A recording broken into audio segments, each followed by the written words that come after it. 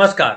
मैं धनंजय कुमार। आज जो है बुधवार है और बुधवार को हम Jammu Anand vice president national hawker federation NHF short form है, उनके साथ बैठे हैं। और आप जानते हैं कि बुधवार के दिन हम जम्मू आनंद भाई से बात करते हैं। जम्मू आनंद भाई जो है अपनी पूरी जिंदगी एक तरह से कही उन्होंने हॉकर के लिए लगा दी, रेहड़ी पटरी वालों, और इसलिए वाइस प्रेसिडेंट है नेशनल हॉकर फेडरेशन के। और जम्मू भाई से हम सुनते हैं, जम्मू भाई से हम बात करते हैं आम आदमी को लेकर के कि आम आदमी क्या सोचता है देश में जो घटनाक्रम चल रहा है उसको लेकर के। और जब जम्मू भाई बोलते हैं तो वो एक नेता के तौर पर नहीं बोलते हैं, वाइस प्रेसिडेंट के तौर पर नहीं बोलते, बल्कि आम आदमी का जो एक समूह है, आम आदमी का जो स्वर है, जम्मू भाई उस स्वर को मुखर करते हैं, उस स्वर को और ऊंची आवाज देते हैं। जम्मू भाई, देश ने देखा कि जो प्रोटेस्ट का जो अधिकार है आम नागरिकों को, जो संविधान ने दिया है कि शांतिपूर्ण प्रदर्शन का, शांतिपूर्ण विरोध का अधिकार है आम आदमी के पास, ये संविधान ने दिया है। लेकिन हमने देखा पिछले दिनों जो दिल्ली में हुआ कि शांतिपूर्ण प्रोटेस्ट को न केवल दिल्ली में बल्कि पटना से लेकर के देश के अलग अलग राज्यों के अलग अलग हिस्सों में प्रोटेस्टर्स पे पुलिस ने जबरदस्त तरीके से लाठीचार्ज किया, इवन गोली तक चलाई। असॉल्ट राइफल से गोली चलाई गई बिहार के सिवान जिले में, उसमें 3 छात्र घायल हुए गोली लगने से। लेकिन सुप्रीम कोर्ट में जो बहस चल रही है, उस बहस में सरकारी पक्ष के जो महाधिवक्ता है तुषार मेहता जी, वो कह रहे हैं कि 250 पुलिस वाले घायल हुए, पुलिस के साथ हिंसा करने का अधिकार आम आदमी को नहीं है। तो मैं आपसे जानना चाहता हूं जम्मू भाई, सुप्रीम कोर्ट ने पता नहीं सवाल किया कि नहीं किया, क्या पुलिस को ये अधिकार है कि आम आदमी का मार करके दे फाड़ दे, टांग तोड़ दे, सर फोड़ दे, मार दे? ये पुलिस को अधिकार है? देखिए धनंजय भाई नमस्कार। मुझे ऐसा लगता है कि ये जो महीने भर लगभग छात्रों का जो जबरदस्त आंदोलन हुआ दिल्ली के जंतर मंतर में, और बाद में धीरे धीरे वो फैलता चले गया और देश के लगभग बहुत इलाकों में, हिस्सों में, बड़े शहरों में वो आंधी की तरह जो है फैल गया। और लगभग छात्र, खास करके छात्र, वो सड़कों पे दिखा और उस आवाज को दबाने के लिए, इस देश के छात्रों के आवाज को दबाने के लिए एक निरंकुश शासन भारतीय जनता पार्टी RSS का नरेंद्र मोदी और अमित शाह के नेतृत्व में जिस प्रकार का दमन किया गया छात्रों पर, जिस प्रकार का लाठीचार्ज और जिस प्रकार से सर फोड़ दिए गए, हाथ तोड़ दिए गए, पैर तोड़ दिए गए, और ये बर्बरता करते समय दिल्ली पुलिस ने ना लड़कियां देखी, ना उम्र देखा, जो मिले उसे अमानवीय तरीके से दमन किया। और इस छात्रों के आंदोलन की एक सबसे बड़ी, अब मैं जो देख रहा हूं उपलब्धि, वो ये है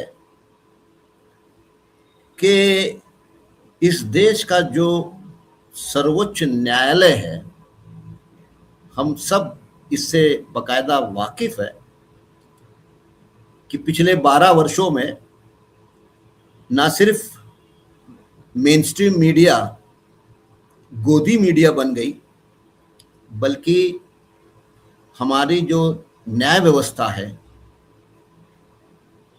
खास करके सर्वोच्च न्यायालय और विभिन्न राज्यों के कई उच्च न्यायालय, वो भी सत्ता जिसको कहेंगे कि सत्ता की तारीफ और सत्ता की चाटुकारिता और सत्ता के हित में पूरी इंस्टीट्यूशन जिसको कहते हैं, पूरी न्यायिक व्यवस्था जो है, संस्था जो है, उसको दांव पे लगा दिया गया और ये भूल गए कि सुप्रीम कोर्ट और हाई कोर्ट का बुनियादी संवैधानिक जिम्मेदारी और कर्तव्य ये है कि वो इस देश के संविधान की रक्षा करे या संविधान के मूल्यों को की रक्षा करें और इस देश के नागरिकों को संविधान ने जो मूलभूत अधिकार दिए हैं उन अधिकारों का हनन ना हो, इसकी देखरेख करना यही वो जिम्मेदारी है। लेकिन पिछले 12 वर्षों में हमने देखा कि न्याय व्यवस्था संविधान को दरकिनार रखकर, संविधान के मूल्यों को दरकिनार रखकर, संविधान का जो मैंडेट है उसको दरकिनार रखकर सत्ता की चापलूसी में लगा। शायद ये छात्र आंदोलन ने, उसकी ये उपलब्धि में मैं जोड़ना चाहता हूं कि सुप्रीम कोर्ट को और सुप्रीम कोर्ट के मुख्य न्यायाधीश को, द चीफ जज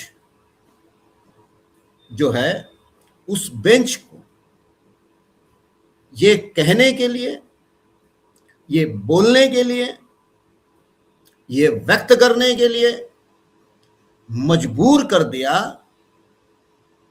कि संविधान को याद कर लो, संविधान की वो जो इस देश के नागरिकों को बहाल किया गया मूलभूत अधिकारों को देख लो। और मैं नहीं जानता मुख्य न्यायाधीश और उनका बेंच दिल से कुछ बात कर रहे हैं या फिर जो परिस्थिति निर्माण हुई है उस परिस्थिति के दबाव में वो बोल रहे हैं। लेकिन मैं श्रेय इस देश के छात्र आंदोलन को देना चाहता हूं। आपको एक और मैं याद दिलाना चाहता हूं, करीब करीब 20-25 दिन पहले मुंबई उच्च न्यायालय के एक न्यायाधीश ने एक मामले में जिस प्रकार की बेबाक टिप्पणी की पुलिस को लेके, ये कहा था, ये पुलिस, आप मंत्रियों के नौकर नहीं हो, आप सार्वजनिक नौकर हो और आप जनता के लिए जवाबदेह हो। इसलिए किसी मंत्री का मुर्दाबाद कर देना ये उसका अधिकार है, उस नागरिक का, और इसके लिए किसी को इसलिए आप नहीं रोक सकते हो कि उसने किसी मंत्री का जो है मुर्दाबाद किया। और मुझे लगता है कि कल से जो सुप्रीम कोर्ट में बहस चल रही, भाई ये संविधान ने इस देश के नागरिकों को अधिकार दिया कि वो शांतिप्रिय संवैधानिक तरीके से अभिव्यक्ति, वो लिखकर हो, पढ़कर हो, बोलकर हो या फिर सड़क पर उतरकर हो, तो ये जो है कि शांतिपूर्ण संवैधानिक तरीके से आंदोलन करना, ये पुलिस जो है ना उसकी मेहरबानी पे नहीं है, ये भारतीय संविधान के फंडामेंटल राइट्स में है तो इसके लिए कल जो बहस छिड़ी कि भाई अगर सत्ता शांतिपूर्ण संवैधानिक आंदोलनों पर दमन करेगी तो फिर दो चीजें होगी, एक संविधान बीच में आएगा और सत्ता कटघरे में खड़ी होगी।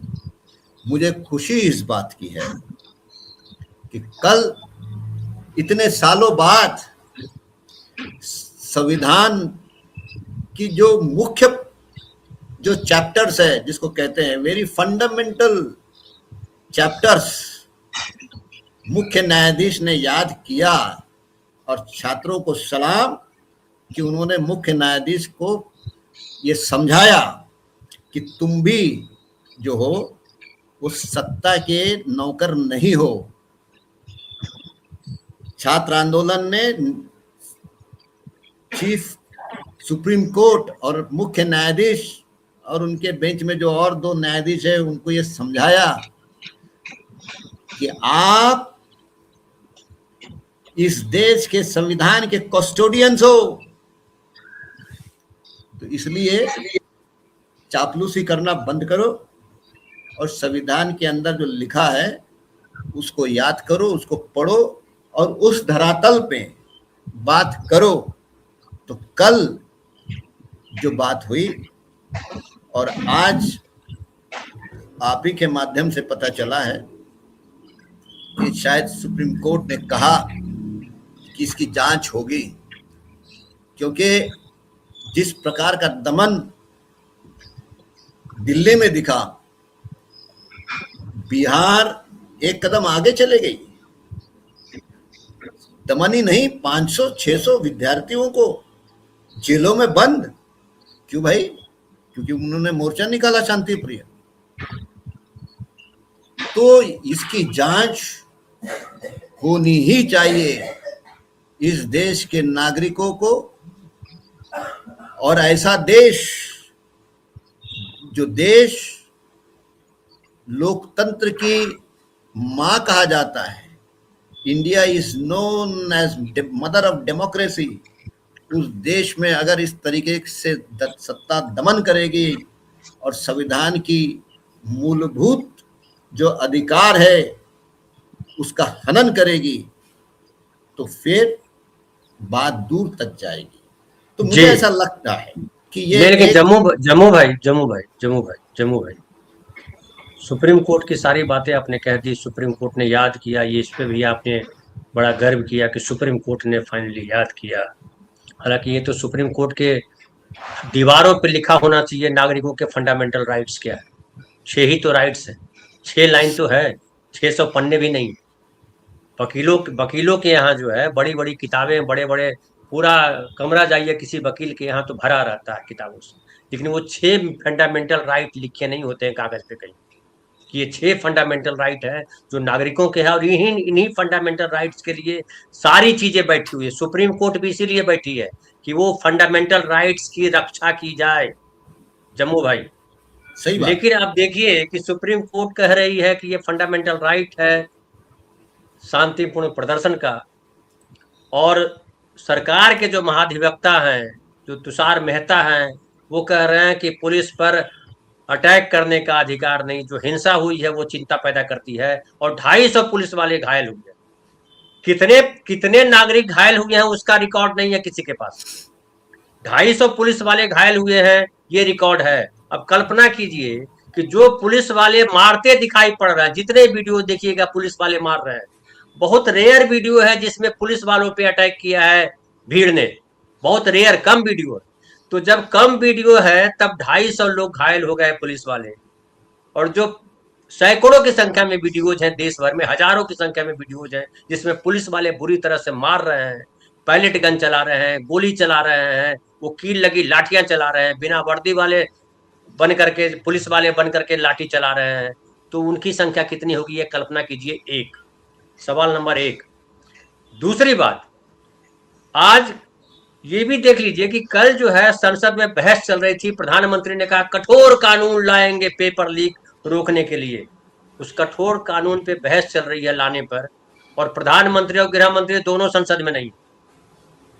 जब ये बात उठाता है कांग्रेस का एक सांसद, तो लोकसभा अध्यक्ष कहते हैं अरे कहाँ उधर देख रहे हैं, इधर राज्य मंत्री है ना बैठे हुए। तो इसकी गंभीरता आंकिए कि कितनी गंभीर है सरकार। तीसरी बात ये हुआ कि जो जितने लोग हैं जो अरेस्ट किए गए हैं प्रोटेस्ट के दौरान, उनको छोड़ दिया जाएगा, उन पे कोई मुकदमा नहीं होगा। परसों शाम में ये बिहार सरकार के होम मिनिस्ट्री ने भी ये जाहिर किया, होम सेक्रेटरी ने। लेकिन खबर है कि अब तक जो है बिहार के जेलों में के बाहर लोग बैठे हैं, उनके परिजनों को रिहा नहीं किया गया है। जो जिसने गोली चलाई, जिस पुलिस वाले ने, वो गार्ड है बेसिकली एसपी का, वो उसके पास वो राइफल कहां से आई, AK-47 कहां से आई, ये सवाल है। और उसको केवल सस्पेंड किया गया, पुलिस पे कहीं कार्रवाई होती नहीं दिखाई पड़ रही है। और बता दूं, जो प्रोटेस्टर्स हैं उसको दिल्ली में कई वीडियो जा रहे हैं जिसमें ढूंढा जा रहा है। प्रयागराज का एक वीडियो जिसमें एक बिना नेम प्लेट वाली गाड़ी में उठा करके ले गए कुछ लोग कि तुम प्रोटेस्ट में शामिल थे। एक वीडियो वायरल हो रहा है जिसमें एक लड़की जिसने कहा था कि मंदिर में प्रवेश नहीं दिया गया हम लोगों को, वो विधायक के ऑफिस में बैठ के कह रहा है कि वो लड़की यहीं की है, उसको लाया जाए, मंदिर लेके चला जाए। इस लेवल पे चीजें चल रही है। इसमें सुप्रीम कोर्ट का ये कहना कि प्रोटेस्ट करना आपका नागरिक अधिकार है, स्वतंत्र और निष्पक्ष जांच होगी। जब सरकार जो है गुंडाई पर उतरी हो तो कौन जांच करेगा? देखिए, पहली बात तो यह है कि पुलिस पे हमला, इसी की तो जांच होनी चाहिए ना कि पुलिस पे हमला हुआ क्यों। वो सरफिरे लड़के थे क्या? वो तो घरों से निकल के आए थे मंत्री का इस्तीफा मांगने के लिए। उनके साथ जो सलूक हुआ है, हमने देखा है कि किस तरीके से पुलिस ने इंतज़ाम किए थे, ट्रकों में पत्थरों का इंतज़ाम किए थे, किस तरीके से वहाँ पर कारों को खड़े करके उसको फोड़ फाड़ कर रहे थे, किस तरीके से पुलिस पीछे से पत्थर मार रही थी। देखिए, ऐसा है, आप एक नौजवानों के आंदोलन, जो शांतिप्रिय आंदोलन चल रहा हो, उस पे आप दमन करेंगे और ये उम्मीद करेंगे कि इस देश का नौजवान जो है वो उसका प्रतिरोध नहीं करेगा, तो ये आपकी समझदारी का सवाल है। ये सारे मतलब पुलिस पे भी अगर हमला हुआ तो उसके लिए भी पुलिस जिम्मेदार है कि यही पुलिस ने इन नौजवानों को जिस तरीके से चिढ़ाया, जिस तरीके से अपमान किया, जिस तरीके से उनको एक प्रकार से सरकार के खिलाफ बोल रहे हैं उससे रोकने का काम किया, उसकी वो परिणति है। हिंसा पुलिस ने पहले की है, उसकी अब इतने वही हजारों में नौजवान है, आप लहूलुहान कर देंगे। ऐसे डंडे जिसमें खीले लगे हुए हैं उससे मारेंगे, तो आप कैसे उम्मीद करते हैं कि आप ऐसा कैसा उम्मीद कर रहे हैं कि उसकी कोई प्रतिक्रिया नहीं होगी? होगी, और इसलिए ये कोई नई बात नहीं है। और वो सरकारी जो वकील है तुषार मेहता जी, आप सरकार के वकील हो, इसका मतलब ये नहीं है कि आप संविधान को नहीं मानेंगे। आप सरकार के वकील हो, इसका मतलब ये नहीं है कि इस देश के नागरिकों को संविधान ने जो अधिकार दिया है आप उस पन्ने को फाड़ देंगे। तो इसके लिए इन दलीलों में कोई दम नहीं है। और मुझे ऐसा लगता है कि ये देखिए, ऐसा है ना कि हम और आप जिस दौर से गुजर रहे हैं, जिस दौर में इतना खौफ हो, जिस दौर में लोग ये कह दे कि अब कुछ नहीं हो सकता, जिस दौर में ये लोग कह दे कि नहीं जो कुछ हो रहा है वो मोदी के सिवा कोई नहीं कर सकता, जिस देश को सरकार ने ये बता दी कि 2014 के बाद ही इस देश के अंदर स्वतंत्रता आई है, ऐसे दौर में इन सारी बातों की चर्चा हो रही है। ये लोकतंत्र के लिए और आम आदमी के लिए बहुत सकारात्मक ये सारी घटनाएं हो रही है। अब ये तो देख रहे हैं कि किस तरीके से शिनाख्त की जा रही है। और ये इसमें सिर्फ पुलिस नहीं कर रही है, अपने आप को धर्म के ठेकेदार करने वाले जो है, हमने वो देखे कि जब बच्चे वापस जा रहे थे तो एक गुंडा है, किसी हिंदू रक्षा संगठन से जुड़ा हुआ है शायद, दिल्ली से सटे इलाके में रहता है, और रास्ते में उसने कार से रोका और किस तरीके से बोला, किस तरीके से मारा। भाई तुम आहत क्यों हो रहे हो यार, मैं ये जानना चाहता हूँ। और हमने ये भी देखा है कि इस आंदोलन में ऐसे कुछ लड़के, उनको भेजा जाता था, जय श्री राम बोलो, जय श्री राम बोलो। अरे भाई क्यों क्यों आए तुम? वो आंदोलन तो साफ था कि मंत्री का इस्तीफा, पेपर लीक, तुम वहां आए क्यों और जय श्री राम बोल क्यों रहे हो? ये हुल्लड़बाजी करने का काम धर्म के नाम पर किया जा रहा था। पुलिस अभी भी घर घर जा रही है, शिनाख्त कर रही है, वीडियो आ रहे हैं कि कैसे मेट्रो के पास लिस्ट बनाई जा रही है। अबे क्यों बना क्यों रहे हो भाई? हम जानते हैं पुलिस कैसे बर्ताव करती है। पता चला 20 साल बाद, 25 साल बाद किसी घर में एक सामानी आ जाए।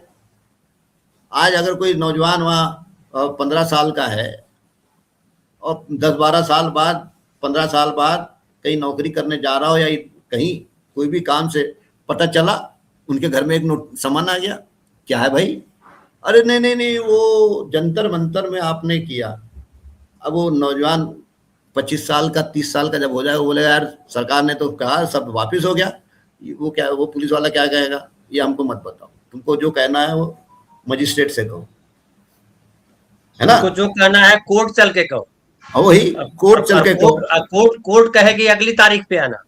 हाँ, और कोर्ट कहे, क्या कहेगी कि नहीं भाई ये धारा आपके ऊपर लगी है, और वकील कहेगा कि 50,000 का बंदोबस्त करो, एक इसमें सुनवाई में खत्म करा दूंगा केस। तो 50,000 उसके पास होगा नहीं, फिर वो कर्जा लेगा, उसका बाप कर्जा लेगा। तो ये सब चल रहा है और मुझे लगता है कि ये संघर्ष का हिस्सा है। और ये सारी जो हरकतें हैं वो सत्य के चेहरे को बेनकाब करती है। मंत्री क्या बोलते हैं, बड़े अधिकारी क्या बोलते हैं टीवियों में, और नीचे जमीन पे क्या हो रहा है, ये दोनों विरोधाभास है। और शायद इसी से लोग भी समझेंगे। और जो देखो, जो नौजवान अपने माँ बाप से लड़कर दिल्ली पहुंचा, वो ये सब चीजों का मुकाबला कर लेगा, करने की तैयारी में है। जम्मू भाई, लेकिन एक आपको वीडियो दिखाता हूँ, समय हो रहा है हमारा, एक आखिरी सवाल, छोटा सा जवाब दीजिएगा। मैं एक वीडियो दिखाता हूँ, देखिए दिल्ली का वीडियो है, दिल्ली के विधायक के यहाँ बैठ कर प्राचीन हनुमान मंदिर है, जिसमें उसने बोला था कि मेरे को मंदिर के गेट लगा दिया, हमें अंदर नहीं घुसने दिया, और मैं दलित हूँ इसलिए मेरे को अंदर नहीं जाने दिया। क्या शक्ति है तुम्हारे भगवान के अंदर? वहाँ प्रभु श्री राम के लिए गाली गलौज करी। वो लड़की यहीं की है, मंडावली। अच्छा, हाँ, कौन है लड़की? आई थी, ये प्रोटेस्ट में आई हुई थी, अभी जो जंतर मंतर पे प्रोटेस्ट चल रहा था। ये वाली? हाँ, ये लड़की। इसके घर जाना है सर, घर जाके इस लड़की को वहाँ मंदिर लेके जाना है। वहाँ जो इसने पुजारियों पे लांछन लगाए हैं, मंदिर पे लांछन लगाए हैं, थाने बुलवा लें। हाँ, पहले थाने बुलवा लेते हैं, उसके बाद मंदिर के अंदर बैठी थी। इसके बाद आप सोचो, लाखों करोड़ों हिंदुओं के पास वो वीडियो गई, लोगों ने वीडियो बना के डाली कि अब हमें घिन आती है सनातन धर्म पे, और हम आज के बाद मंदिर की सीढ़ियों पे कदम नहीं रखेंगे। आप सोच रहे हो, और लोग तो बैठे हैं कन्वर्ट होने के लिए। तो ये जो है ठेकेदारी दी हुई है कि कोई जो है कन्वर्ट ना हो। इसके बाप ने धर्म बनाया है और धर्म जो है पकड़ के बिठा हुआ है। हम लोगों के बाप गायब थे। ये ठेकेदारी वगैरह तो बाद शुद्ध गुंडाई है। और इनको राम मंदिर के चढ़ावा की चोरी हो गई, उससे कोई फर्क नहीं पड़ रहा ना। वो तो बता ही दिया कि दाताओं ने जो है शुद्ध अंतःकरण से दिया नहीं दान, इसलिए हो गया। लेकिन मैं ये कहना चाहता हूँ, मैं ये आपसे सवाल चाहता हूँ कि ये जो विधायक के ऑफिस में बैठ करके जो ये गुंडागर्दी वाली भाषा बोल रहे हैं, वो लड़की को उठा के लाएंगे, मंदिर ले जाएंगे। अब बताइए कि उस लड़की के परिवार वालों पर क्या बीतेगा, उस लड़की के भीतर कितना भय भरेगा। क्या इस आदमी को अरेस्ट नहीं किया जाना चाहिए? क्या ये जो विधायक के खिलाफ जो है चार्ज नहीं लगना चाहिए कि तुम ऐसे आदमियों के साथ बैठ कर चर्चा कैसे कर रहे हो? देखो ये सब चीज का संज्ञान पुलिस ने लेनी चाहिए, और ये गुंडई जो है प्राइमा फेसिया इनके ऊपर कार्रवाई होनी चाहिए, और वो सारे कलम इन पे लगनी चाहिए। यही क्यों वो पार्लियामेंट के अंदर जिस प्रकार से वो बयान कर रहा था पीयूष गोयल, अरे भाई वो तो मंत्री है देश का, लॉ मेकर, लटका दो बोले 3-4 को, समझ में आ जाएगा सब। ये मंत्रियों की भाषा है, लटका दो। अच्छा इनके बाप का राज है, लटका देंगे? लटकाते लटकाते तुम्हारा मंत्री चले गया। जनता जनता लटका देती है समय आने पर सबको। तो ये जो भाषा है, ये भाषा भारतीय जनता पार्टी आरएसएस की जो भाषा है ना, ये भाषा ही ऐसी है। नहीं, ये कहने खाली के लिए भाषा नहीं है जम्मू भाई, केवल भाषा नहीं, इरादा भी है, गुंडागर्दी है। इरादा भी है, ये गुंडागर्दी नहीं, है। ये गुंडागर्दी है, और इस गुंडागर्दी को समर्थन है। इनको ये पता है कि हमारी सरकार है, हमको ज्यादा करेगा तो 5 दिन के लिए जेल हाँ जाएंगे, फिर लौट करके आ जाएंगे। हम तो भाई गुंडा है, हमारा क्या होगा, हम नेता बन जाएंगे। लेकिन वो तो लड़की, उस लड़की का कौन हो, उस लड़की का क्या होगा? अब वो लड़की क्या सोच रही होगी ये देखने के बाद, वो तो देख रही होगी मतलब अब है मेरे कि को, आप जो है अकेले हो, आम नागरिक हो, तो आप कुछ ना बोलो। यानी मतलब फंडामेंटल राइट जो है ठेंगे पर है। फंडामेंटल मत, राइट की बात कर रहे हैं सुप्रीम कोर्ट के चीफ जस्टिस, लेकिन ये सब वीडियो उनको नहीं दिखाई पड़ते क्योंकि उनके पास टाइम नहीं है। और अब कह रहे हैं, अब सुप्रीम कोर्ट के चीफ जस्टिस कह रहे हैं कि जो हर स्टेट को ये नोटिस भेज रहे हैं कि जो वीडियोज हैं जो आपने लिए हैं ड्रोन से, सीसीटीवी से, वो वीडियो सुरक्षित रखें और हमें दिखाएं। तो कहां से टाइम मिलेगा आपको देखने का? उस दिन तो टाइम नहीं था देखने का। ठीक है। अब ये है ना, विधायक के पास जो बात कर रहे हैं वो सुरक्षित रहेगा, और कहेंगे चीफ जस्टिस साहब से, बोलिए भाई क्या है ये शिनाख्त की जा रही है गुंडागर्दी। भाई गुंडे यही तो करते हैं ना। अरे वो कौन गली वाला है और वो कौन गांव वाला है, वो जरा देखो कब निकलता है और फिर उसको कौन रास्ते से जाता है। तो अब पूरा देश गुंडाइयों के हाथ में है। और सही तो बात है भाई, प्रधानमंत्री गृह मंत्री इस देश के जिस भट्टी से निकले हैं, दंगाई के दंगाई दंगाखोरी के एक्सपर्ट्स है वो लोग। आज सत्ता 12 साल से उनके हाथ में है, और इसलिए पूरा माहौल गुंडाई का बन गया है।